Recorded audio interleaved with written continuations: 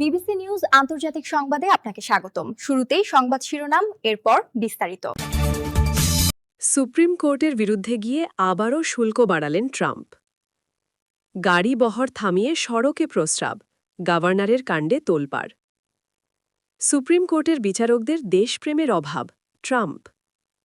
নাগরিকদের দ্রুত ইরান ছাড়ার নির্দেশ সুইডেনের। এতক্ষণ শুনছিলেন সংবাদ শিরোনাম, এখন বিস্তারিত। আপনি যদি মুসলিমদের পাশে থাকতে চান তাহলে ভিডিওতে লাইক করে চ্যানেলটি অবশ্যই সাবস্ক্রাইব করে দিবেন এবং কমেন্টে জানিয়ে দিবেন আপনার মূল্যবান মতামত। এখন বিস্তারিত। সুপ্রিম কোর্টের বিরুদ্ধে গিয়ে আবারও শুল্ক বাড়ালেন ট্রাম্প। যুক্তরাষ্ট্রের প্রেসিডেন্ট ডোনাল্ড ট্রাম্পের প্রশাসনের শুল্ক নীতি সুপ্রিম কোর্ট অবৈধ ঘোষণার পর অস্থায়ীভাবে 10% বৈশ্বিক শুল্ক আরোপ করেছেন ট্রাম্প।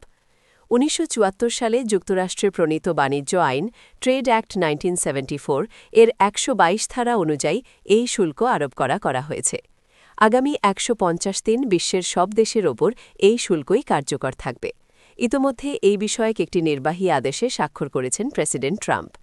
সেই সঙ্গে যুক্তরাষ্ট্রের অন্য কোনো আইন কিংবা আইনের ধারার বলে আগের শুল্ক ব্যবস্থা ফিরিয়ে আনা যায় কিনা সে বিষয়ে অনুসন্ধান করতে নিজের নেতৃত্বাধীন প্রশাসনের কর্মচারীদের নির্দেশও দিয়েছেন যুক্তরাষ্ট্রের প্রেসিডেন্ট।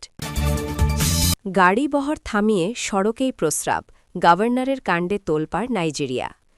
একজন গভর্নরের প্রকাশ্যে রাস্তায় প্রস্রাব করার একটি ভিডিও সামাজিক যোগাযোগ মাধ্যমে ভাইরাল হয়েছে।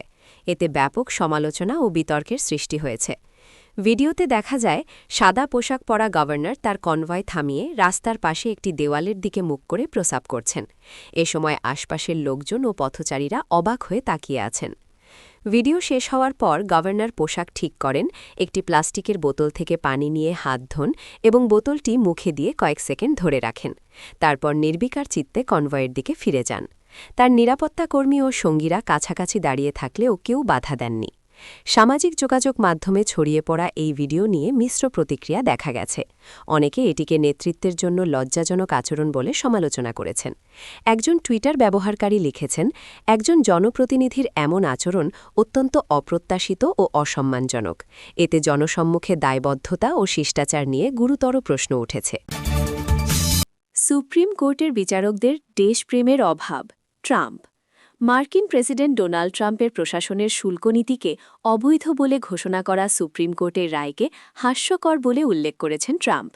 এই রায় ঘোষণার জন্য সুপ্রিম কোর্টের বিচারকদের লজ্জা হওয়া উচিত বলেও মন্তব্য করেছেন তিনি। প্রেসিডেন্ট ট্রাম্প আরও বলেছেন, সুপ্রিম কোর্টের যে বিচারকরা এই রায় দিয়েছেন তাদের দেশপ্রেমের অভাব এবং সংবিধানের প্রতি অবিশ্বস্ততার কারণে তিনি নিজেও লজ্জিত।